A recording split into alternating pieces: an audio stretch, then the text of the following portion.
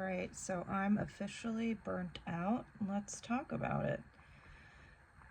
Yesterday I left work early because my brain told me to, and usually that's a sign that I'm overstimulated when I just can't even look people in the eye anymore and every interaction feels painful. It means it's time for me to go home. And so I did, without saying a word to anyone. I just clocked out early after finishing my work and just left. And a part of me wanted to go do something fun with the day and enjoy the sunshine.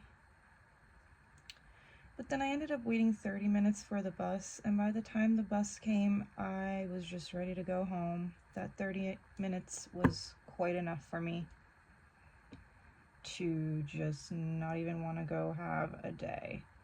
Then I told myself, well, I'll just rhinestone. I've been meaning to finish these shoes that I'm working on for over a year now. And I was like, you know what, I'll just finish rhinestoning these shoes finally so I can wear them. And I just ended up sleeping the entire day. And I slept for maybe 5 hours or so.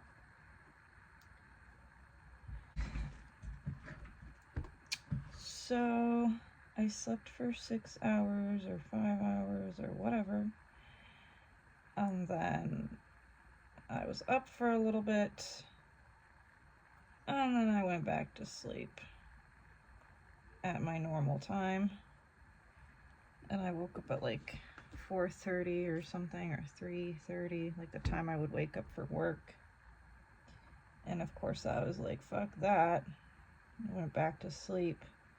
My plan was to go to the beach because my mom has work today. And I never ended up going for my birthday. But she had already told me yesterday that it's going to be really busy because it's Memorial Day weekend and all these things are going on and it's probably going to be so busy. And the last time I went was Mother's Day weekend, and that was a nightmare for my senses. Like, I was just buzzing in the worst way. And so I thought, hell no, I am not going. So even though I had everything prepped for the morning to get ready and to go on this beach day, my brain is just buzzing. That's the only way I can describe this feeling, is my brain is buzzing. It feels like it's shut off. It feels like it can't handle another noise. It cannot handle any more people. It cannot handle another interaction. It's like I'm on the verge of tears because I'm so tired, but I've slept so much and I'm still tired. And it's not physically tired. Like, physically my body feels completely fine. I feel healthy. I feel good. But mentally so tired. Like, my brain cannot handle any more input. And I just want to sit in silence. And I even thought, oh, you know, there's this like food truck having like a special event, and it's seriously like a 3-minute walk from here, and they're handing out like free bagels. And I was like, that sounds like fun, but also standing in line with a bunch of people talking to each other sounds like a nightmare. So I'm not going to do that either. I'm just going to sit at home and rhinestone. And I keep thinking, oh, you should go do something later. You should go out and eat somewhere. Treat yourself. And all I can think is, yeah, but there's people everywhere and they're loud. And I have to interact no matter where I go. It involves some interaction, right? It involves some type of interaction. Unless I go to the grocery store and I go to self-checkout, but even then, the weekends are horrible for grocery shopping. And I would have to go right now in the morning, but my brain is buzzing. So I don't want to go. And I don't really know where to go from here because life doesn't stop.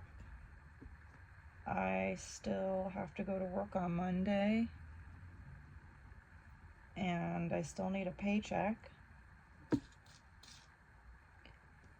And,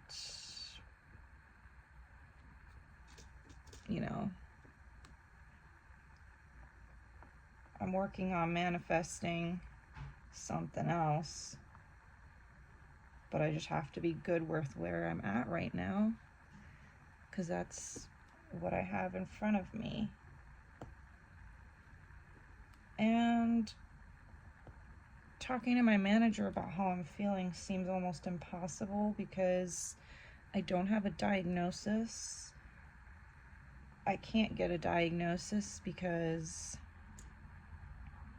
the only place that can test me is 16 miles away. I have no way to get there, and my mom is not willing to drive me.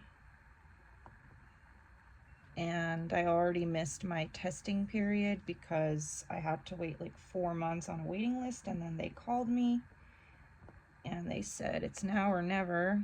And I said, well, I can't do it right now. So they're like, all right, we'll put you back on the waiting list. And then they called me again like 5 months later or something, and they were like, hey, if you don't come take the test right now, we're gonna just take you off the list. And I didn't call them back because my situation hadn't changed. I still don't have a way to get there, and my mom is still not willing to take me. So, well, the first time we didn't have a car yet. Now we do, but there's no way she would take me 16 miles away just to get tested because she doesn't believe in this kind of stuff. She thinks it's made up. She won't even take me to the dentist because she thinks I'm being dramatic when I say that I am scared to go to the dentist. So that's that. So now I'm just going to rhinestone things because that's a quiet activity that I can do. And it doesn't take too much brain power to do this. And I would really love to get dressed up and go somewhere. But all I can think about, I know I keep repeating myself, is that there's people everywhere and it's loud. And yeah, that's just where I'm at. This is probably the shortest amount of time it's taken me to become totally brain dead and overstimulated. And I do think it's because I'm no longer partaking in the devil's lettuce, and I'm not really trying to get back in the habit of buying tinctures or whatever because first of all, it costs money. Second of all, it's exhausting always having to go get it. I know that sounds ridiculous, but it's just a pain in the ass to have this extra task of like making sure I have it at home. And it's also just like a band-aid, right? It's a helpful band-aid because it helps, I guess, numb my senses, and it helps me slow down at work and yada yada so I don't get so overstimulated easily. But Is that really the solution? No, the solution is to not be working here anymore. The solution is to be doing something I love so that there's some kind of equal balance, because although a lot of other activities would equally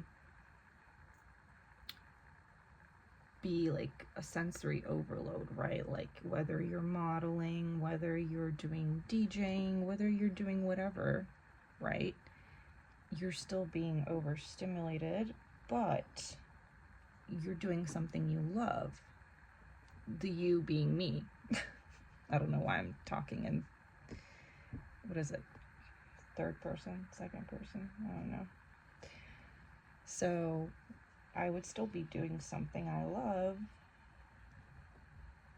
and that would keep me going, right? Even though I probably would still be exhausted, I would have some kind of recharging happening, because right now it's unequal. I'm giving a lot of energy and I'm not getting any back from work. I'm just giving. And I'm using up all my mental energy to deal with the hundreds of people a day, the interactions I have to force myself to participate in to just get along with everyone, so I'm not frowned upon as unfriendly and whatever people may think. And the lights and the music, and then you go into the mall on your break and there's more lights and music and more people. There's just nowhere for me to go. I try to find the quietest part of the mall and sit there, but it's not enough, because the work I'm doing, I like it to an extent, right? I enjoy parts of it, but it feels like a dead end. It just feels like, why am I doing this? I talked about this a couple videos ago. Why am I even here is the feeling that I get. What's the point of this for me? It's pointless. It feels pointless. And in my head, I'm already out of here, right? It's kind of like that feeling, the best way to describe it is, remember, when you're in school, I didn't go to college, so for me it's going to be high school as my last reference to being in school. So forgive me if that's the example I always use, but that's where my schooling ended. But remember in high school when summer break was coming up and you were already mentally checked out, or it was like your senior year and you were already mentally checked out because you were like just completely elsewhere? That's basically how I feel. I have like senioritis, but for work. And I don't really have like a knowledge of where I'm going, right? I don't know where I'm going, but I know it's not here. I know that I'm not going to be staying here. I'm in my head. I'm already gone. So what's next for me? I have no idea, and that's fine. I'm not particularly nervous about it. I'm just really, really focused on trying to make it through whatever time is left of me being here. And just make it through somehow. I don't even really have the capacity to think about anything, so I guess that's the silver lining of being overstimulated, is I'm not even like sitting around like thinking about what to do next, or thinking about my future, or thinking about anything, because I have no capacity to. But also, I've kind of already worked on that a lot in my life, of just not thinking. Like, I've been really good at shutting off my brain and relaxing and, you know, sitting at the park and not having any thoughts and just enjoying the present moment. But boy, I